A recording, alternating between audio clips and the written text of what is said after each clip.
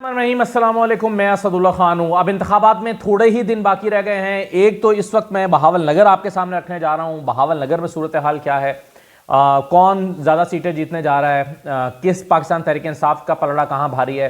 इस डिस्ट्रिक्ट में ख़ास बात यह है कि यहाँ पर तहरीक लब्बैक के सरबराह भी इलेक्शन लड़ रहे हैं बहावल नगर में। यही वो बहावल नगर है जहाँ पर ज़िया लीग के सरबराह एजाजुल हक साहब भी इलेक्शन लड़ रहे हैं, और यही वो है जहां पर कुछ आज़ाद उम्मीदवार भी, पोटेंशियल इंडिपेंडेंट कैंडिडेट्स पोटेंशियल, वो भी इलेक्शन लड़ रहे हैं। तो बहावल नगर इस लिहाज से बड़ा दिलचस्प है। यहाँ पर 2 दिन पहले मरीम नवाज़ और नवाज शरीफ ने एक जलसा भी किया है। वो जलसा कैसा हुआ है, उसके बाद को क्या फ़र्क पड़ा है या नहीं पड़ा, इन तमाम चीज़ों पर हम इस वीडियो में बात करते हैं। 4 कौमी असम्बली के हल्के हैं बहावल नगर के, NS 160, 161, 162 और 163। ये जो NA 160 है, NA 160 160, ये मिंचनाबाद का तहसील है इसमें, और कुछ इलाके बहावल नगर के भी हैं, तहसील बहावल नगर के। तो मिंचनाबाद के ज़्यादा, मिंचनाबाद पर मुश्तमिल ये हल्का है बहावल नगर का, NA 160। और यहाँ से जो इलेक्शन लड़ रहे हैं पाकिस्तान तहरीक इंसाफ के टिकट पर, उनका नाम है डॉक्टर नूर गफ्फारी।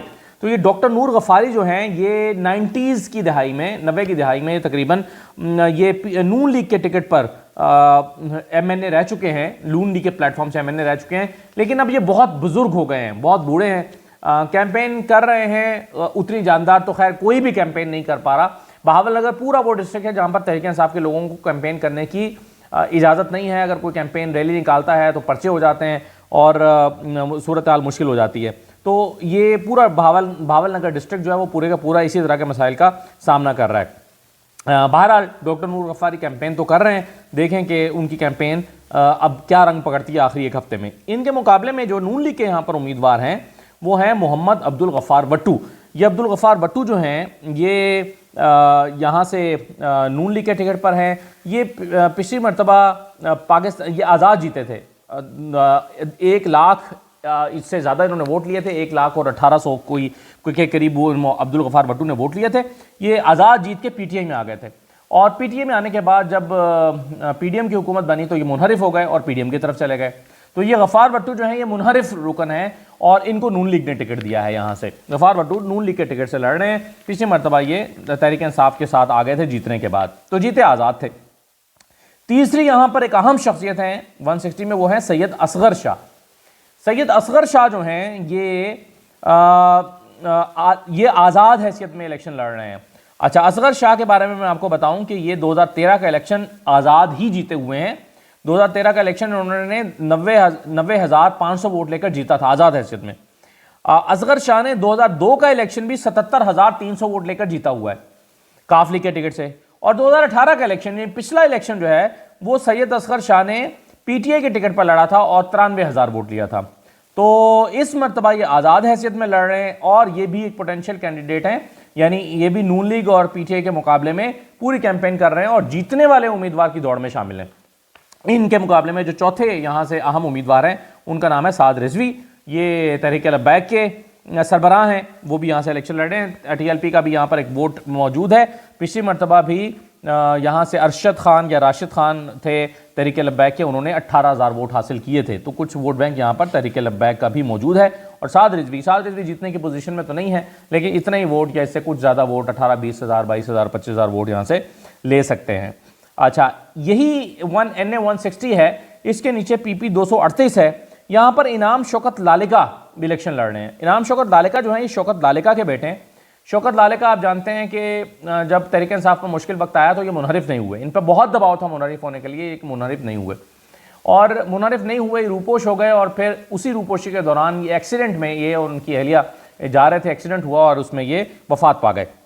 तो शौकत लालिका का बेटा इनाम शौकत लालिका लड़ रहा है। इनाम शौकत लालिका पर दबाव था कि नून लीग के टिकट पर लड़ें, लेकिन उन्होंने उस दबाव को मुस्तरद करते हुए आज़ाद लड़ने का फैसला किया। लेकिन इनके बारे में गुमान यही है या खबरें यही हैं कि उन्होंने यकीन दहानी करा रखी है कि मैं आज़ाद जीतूंगा और आज़ाद जीत के नून लीग में आ जाऊँगा, वरना अगर मैं अभी नून लीग के टिकट पर लड़ा तो मेरे वालिद की कुर्बानियाँ जो उन्होंने मुनहरिफ नहीं हुए थे, तो उस पर बहुत लोग सवाल करेंगे कि तुम्हारा बाप मुनहरिफ नहीं हुआ, एक्सीडेंट में मारा गया, मुनहरिफ नहीं हुआ, और तुम जो है तुमने फ़ौरन पार्टी चेंज कर ली है।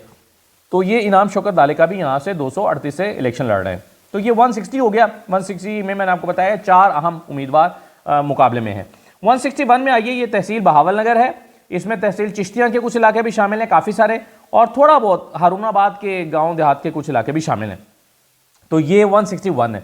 यहां से इलेक्शन पीटीआई के टिकट पर लड़ रहे हैं शाहिद अमीन अकोका। ये शाहिद अमीन अकोका जो हैं ये पहला इलेक्शन लड़ रहे हैं, ये पहले इलेक्शन नहीं लड़े, नए उम्मीदवार हैं। पीटीआई के ये पुराने वर्कर हैं और ये एक अपनी कैंपेन कर रहे हैं। अब इन्होंने रैली तो बहुत अच्छी निकाली चंद दिन पहले, 700-800 मगर बंदों पर इनके इस रैली के बाद, यानी रैली में बहुत लोगों ने शिरकत की, ओवरवेलमिंग रिस्पॉन्स मिला इनको, लेकिन इनके 700-800 बंदों पर पर्चे दर्ज हो गए और उनके कारकुनों के घरों पर रेड पड़ना शुरू हो गई कि इन्होंने रैली क्यों निकाली। तो उसके बाद फिर इनकी रैली, इनका जो कैंपेन है वो स्लो हो गई है। तो कैंपेन करने में इनको बहुत मुश्किल का सामना करना पड़ा है शाहिद अमीन अकोका को। दूसरे उम्मीदवार जो हैं वो यहाँ से वो हैं आलमदाद लालिका, नून लीग के टिकट पर। आलमदाद लालिका जो हैं ये अब्दुल सत्तार लालिका के बेटे, आप जानते हैं, मशहूर शख्सियत है। और आलमदाद लालिका जो हैं ये पिछली मरतबा नून लीग के टिकट पर ही एमएनए मुंतखब यहीं से हुए थे और दोबारा ये मैदान में उतरे हैं।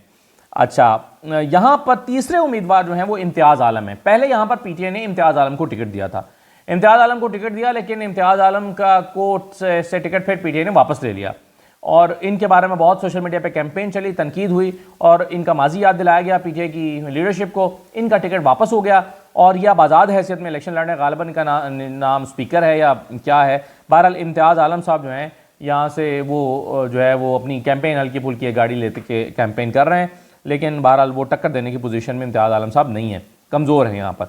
अच्छा, पिछली मरतबा पाकिस्तान तहरीक इंसाफ के टिकट पर मियाँ मुमताज़ अहमद मतियाना इलेक्शन लड़े थे और मुमताज़ अहमद मतियाना ने 50,000 वोट लिया था पीटीआई से, हार गए थे काफ़ी मार्जिन से। अब जो आलमदाद लालिका हैं वो 91,000 वोट लेकर जीते थे और ये मुमताज़ मतियाना ये 50,000 वोट लिया था, नहीं 40,000 41,000 वोट कम था इनका। इस मरतबा जो है वो उन्होंने लाताल्लुकी, सियासत से लाताल्लुकी का ऐलान कर दिया हुआ है, तो वो इसमें हिस्सा नहीं ले रहे। एक बात मैं आपको और बता दूं कि एक जोया बरादरी है, उसका यहाँ पर 30,000 से ज़्यादा का वोट है और वो भी वोट लालिका को पड़ता है, इसलिए लालिका जो है यहाँ पर काफ़ी स्ट्रॉन्ग पोजीशन में होते हैं। तो 161 जो है ये यहाँ पर आलमदाद लालिका नून लीग के जो उम्मीदवार हैं वो काफ़ी मजबूत पोजीशन उनकी समझी जा रही है। 162 चिश्तियाँ का कुछ इलाका इसमें शामिल है, हारूनाबाद का कुछ इलाका शामिल है। यहाँ से चौधरी खलील अराई पाकिस्तान तहरीक इंसाफ के टिकट पर इलेक्शन लड़ रहे हैं। चौधरी खलील और अराई मैदान में उतरे हैं। खलील अराई जो हैं ये नए हैं, ये पहली मरतबा इलेक्शन लड़ रहे हैं, कैंपेन कर रहे हैं, लेकिन कैंपेन में इनको भी बहुत मुश्किलात का सामना है, कैंपेन को करने नहीं दी जा रही। यानी ऐसे ही कैंपेन हो रही है कि एक सादा गाड़ी में जिसके ऊपर कोई फ्लैक्सेस नहीं होते, जिसके ऊपर कोई स्टिकरिंग नहीं की जाती, सादा गाड़ी में छुप छुपा के डोर टू डोर जाते हैं और होता है ना कि आप चुप करके जाएं, किसी भी इलाके में जाएं, डोर टू डोर कैंपेन करें और फिर वहाँ से गायब हो जाएं। यानी काफिला लेकर नहीं चल सकते, 5-7 गाड़ियाँ लेकर नहीं चल सकते, झंडे लगाकर नहीं चल सकते। तो इस तरह से इनको कैंपेन करना पड़ रही है खलील अराई को। इनके मुकाबले में चौधरी एहसानुल हक बाजवा हैं नून लीग के। एहसानुल हक बाजवा पिछली मरतबा भी नून लीग के टिकट से ही 1,24,000 वोट लेकर जीते थे और इस मरतबा भी नून लीग के टिकट पर ही लड़ रहे हैं। मुकाबला ये अच्छा होगा, बावजूद इसके कि जो पीछे के खलील अराई हैं पहली मरतबा इलेक्शन लड़ रहे हैं, फिर भी समझा जा रहा है कि ये तगड़ा मुकाबला होगा। चौधरी, उसकी वजह ये भी है कि चौधरी एहसानुल हक बाजवा से लोग बहुत नाराज़ हैं और इन्होंने आवाम से कोई ताल्लुक़ नहीं रखा। लोग समझते हैं कि ये बहुत प्राउडी हैं, लोग समझते हैं कि इनको अपनी दौलत का खुमार है। बहरहाल बहुत सारी चीज़ों की वजह से लोग इनसे कोई खुश नहीं हैं चौधरी एहसानुल हक बाजवा से, तो इसलिए इनको अपनी लोगों की रद्द-ए-अमल का सामना करना पड़ रहा है। और यहाँ पर इनका के हवाले से रद्द-ए-अमल ये भी है कि जुलाई में जो एक ज़िमनी इलेक्शन हुआ था उसमें इनके भाई को पीटीआई के मलिक मुजफ्फर ने सगे भाई को शिकस्त भी दे दी थी, तो ये इनकी सूरत हाल है। अच्छा, यहीं से जो तीसरे उम्मीदवार हैं वो अलादाद हैं, जो कि बेटे हैं ताहिर बशीर चीमा के। ताहिर बशीर चीमा खुद 2013 में नून लीग के टिकट पर एमएनए हो चुके हैं। ये तारिक बशीर चीमा के भाई हैं। तो ये ताहिर बशीर चीमा जो हैं ये खुद 2013 में एमएनए रहे और पिछली मरतबा इनकी बेटी फातिमा ताहिर चीमा इलेक्शन लड़ी थी पीटीआई के टिकट पर, तो यानी ये पीटीआई में आ गए थे। भाई इनके काफ लीग से इलेक्शन लड़े और जीते थे, तो ये इस दफ़ा भी तारिक बशीर चीमा इनके भाई वहाँ से लड़ रहे हैं। तो ये हारूनाबाद से यहाँ से चिश्तियाँ और हारूनाबाद के इलाके से यानी भावन नगर से NA 162 से अपने बेटे को लड़ा रहे हैं और बेटा इनका अलादाद जो है वो ज़िया लीग के टिकट पर इलेक्शन लड़ रहा है, मुस्लिम लीग ज़िया जो एजाजुल हक साहब की है। तो ये तीनों इस वक्त उम्मीदवार मैदान में हैं। फातिमा चीमा ने पिछली मरतबा 74,000 वोट पीटीआई के टिकट पर लिया था। इस मरतबा इनका भाई अलादाद ज़िया लीग के टिकट पर है, तो देखें कितने वोट ले पाता है। आखिरी हल्का जो है इस डिस्ट्रिक्ट का वो है हारूनाबाद और फोर्ट अब्बास का इलाका, NA 163।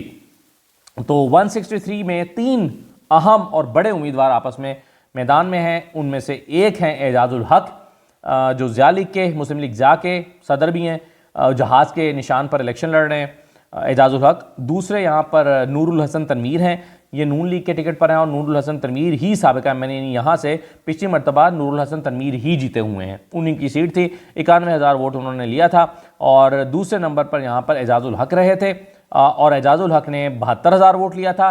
और तीसरे नंबर पर यहाँ पर शौकत बसरा रहे थे, वो आज़ाद लड़े थे और 50,000 वोट लिया था। और इस मरतबा शौकत बसरा PTI के टिकट पर इलेक्शन लड़ रहे हैं। तो शौकत बसरा आप जानते हैं कि कागजात मुस्तरद हुए, फिर हाई कोर्ट में गए, ट्रिब्यूनल्स में गए, फिर होते होते सुप्रीम कोर्ट से जाके उनको इजाज़त मिली है, बहुत लेट मिली है।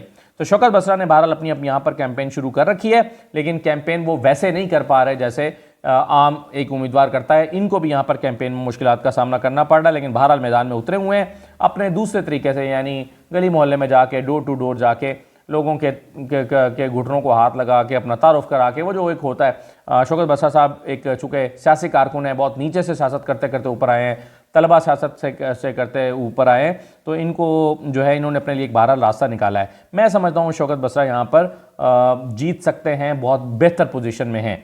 अगर ये 2-3 दिन भी अच्छी कैंपेन कर गए, शौकत बसरा सीट जीत सकते हैं। तो एजाजुल हक, शौकत बसरा और नूरुल हसन तनवीर, ये 3 यहाँ पर 163 में मैदान में है। अगर आप पूरे इस डिस्ट्रिक्ट का जायजा लें तो एक सीट मैं समझता हूँ कि तहरीक इंसाफ को यहाँ से मिल सकती है, यानी शौकत बसरा की मिल सकती है 163 से। और एक सीट पर जहाँ पर मुकाबला है इनका एहसानुल हक बाजवा से खलील लड़ाई का, ये अच्छा तगड़ा मुकाबला हो सकता है। आलम दाद लाले का मुझे लगता है कि नून लीग के पास ये सीट चली जाएगी। और जो 160 है इसमें भी मुकाबला मेरे ख्याल में असगर शाह और अब्दुल गफ़ार भट्टू के दरमियान है। और PTI के उम्मीदवार थोड़ा सा फ़िलहाल हमें पीछे दिखाई देते हैं, लेकिन बहरहाल अगर PTI की हवा बहुत ही तूफ़ानी हवा चल गई और लोग बहुत ही जज्बाती होकर बाहर निकले और वोटर टर्नआउट बहुत अच्छा हो गया, तो फिर PTI कहीं पर भी सरप्राइजेस दे सकती है। इजाज़त दीजिए, अल्लाह हाफ़िज़।